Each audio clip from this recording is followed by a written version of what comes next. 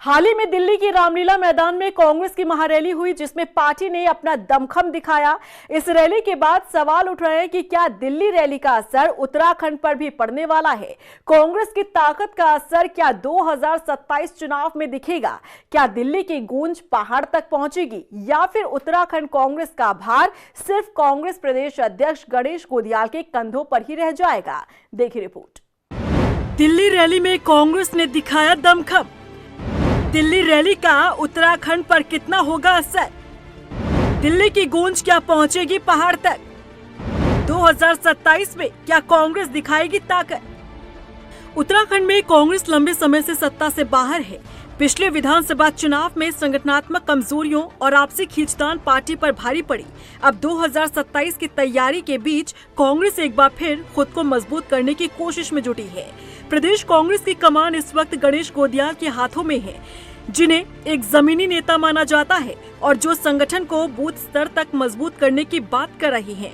लेकिन सवाल है कि क्या दिल्ली में उठे राष्ट्रीय मुद्दे उत्तराखंड की स्थानीय राजनीति से जुड़ पाएंगे, जिसे लेकर पूर्व मुख्यमंत्री हरीश रावत का कहना है कि दिल्ली में जो ऐतिहासिक महारैली हुई, उसमें जिस तरह से कांग्रेस का कार्यकर्ता और आम जनमानस जुड़ा, उससे पार्टी के कार्यकर्ताओं का आत्मविश्वास कई गुना बढ़ा है। अभूतपूर्व रैली हुई, कार्यकर्ताओं में अभूतपूर्व उत्साह था।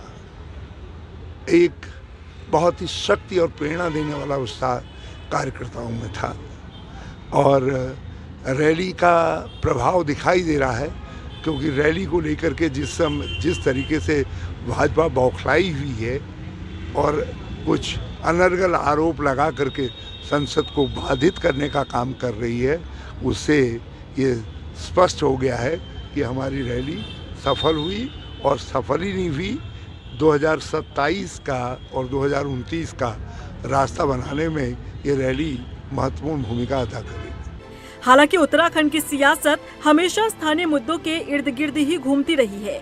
पलायन, रोजगार, सड़क, स्वास्थ्य और शिक्षा, यही वो मुद्दे हैं जिन पर यहाँ की जनता अपना फैसला करती है। वहीं सत्ताधारी पार्टी बीजेपी कांग्रेस की दिल्ली रैली को पूरी तरह से खारिज कर रही है। बीजेपी के प्रदेश प्रवक्ता मथुरा जोशी का कहना है कि कांग्रेस की रैली का असर न देश पर पड़ेगा और न ही उत्तराखंड विधानसभा चुनाव पर। देखिए, किसी रैली का कोई असर नहीं होना है। बिहार में भी बड़ी बड़ी रैलियां हुई थी, पद यात्राएं हुई थी। आपने देखा होगा किस तरीके से SIR को मुद्दा बनाकर चुनाव लड़ा गया था। क्या हाल बिहार में हुआ। कांग्रेस मुद्दाहीन पार्टी है, मुद्दा विहीन है। कोई मुद्दे नहीं, उनको जन सरोकारों से कोई लेना देना नहीं है। आपस के झगड़े उनके सुलझ लें, वही ठीक है। लेकिन इस रैली का कोई उत्तराखंड में फ़र्क पड़ने वाला नहीं है। उत्तराखंड में धामी जी की जीरो टॉलरेंस की सरकार है, कल्याणकारी सरकार है, आम जनता की सरकार है, जनहित की काम करने वाली सरकार है और अच्छे कार्यक्रम यहाँ। दिल्ली की रैली से कांग्रेस को राष्ट्रीय स्तर पर भले ही ऊर्जा मिली हो, लेकिन उत्तराखंड में उस ऊर्जा को जमीन पर उतारना बड़ी चुनौती होगी। अब देखना होगा क्या प्रदेश नेतृत्व राष्ट्रीय मुद्दों को स्थानीय सवालों से जोड़कर जनता का भरोसा जीत पाता है या फिर दिल्ली की गूंज पहाड़ों में पहुंचने से पहले ही थम जाएगी। रफ्तार मीडिया के लिए देहरादून से सुशांत सिंह की रिपोर्ट।